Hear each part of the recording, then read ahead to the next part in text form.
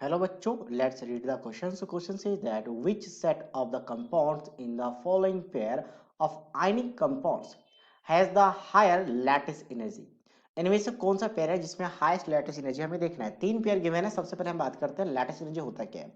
तो किसी भी आइसोलेटेड गैसेस एटम को जब कंबाइन करते हैं, सॉरी आइसोलेटेड गैसेस आयंस को, नॉट एटम, जैसे यहाँ पे मेटल और एक नॉन मेटल एन मान लेते हैं, तो इनको जब कंबाइन करते हैं आइसोलेटेड को, तो कंबाइन करने के बाद जब आयनिक कंपाउंड बनती है सॉलिड फॉर्म में, तो जो एनर्जी रिलीज होती है that energy is known as lattice energy. तो इस लैटिस एनर्जी की बात करें तो यहाँ पे चार्ज हम m और nn मान लेते हैं। दोनों में सेम भी हो सकता है, डिफरेंट भी हो सकता है। ठीक है, फिलहाल के लिए nn मान लिया तो ये सेम बन गया। तो अब यहाँ पे चार्ज जितना ज्यादा होगा फोर्स ऑफ अट्रैक्शन उतना ही ज्यादा होगा, और फोर्स ऑफ अट्रैक्शन बढ़ेगा तो लैटिस एनर्जी भी बढ़ेगी। ठीक है, तो इसका मतलब हम ये कह सकते हैं कि lattice energy will be directly proportional to the charge. Charge जितना ज्यादा लैटिस एनर्जी उतना ही हाईएस्ट। सेकंड फैक्टर आता है आपका साइज का। तो साइज की बात करें तो साइज जब ग्रेटर होगा, मान लो आपके पास ये दो एटम्स है, ठीक है, एक कैटायन एनायन, और यहाँ पे यही चीज हमने क्या किया, साइज को थोड़ा सा और इंक्रीज कर लिया कैटायन एनायन का। तो साइज जब इंक्रीज होगा तो फोर्स ऑफ अट्रैक्शन कम हो जाएगा, एक दूसरे को कम अट्रैक्ट करेंगे।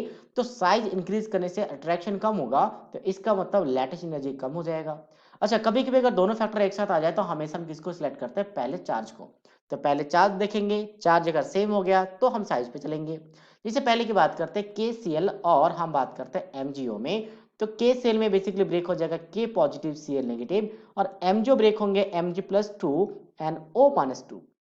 ऑब्वियसली यहाँ पे दो दो यूनिट का चार्ज है, और दो दो यूनिट का चार्ज है तो यहाँ पे आपका फोर्स ऑफ अट्रैक्शन ज्यादा रहेगा, तो लैटिस एनर्जी ज्यादा होगी। मतलब इन दोनों में MgO का लैटिस एनर्जी ज्यादा होगा। हम सेकंड सेकंड पेयर में चलते हैं। यहाँ पे क्या क्या है आपके पास, चार्ज दोनों में सेम है, F नेगेटिव Br नेगेटिव।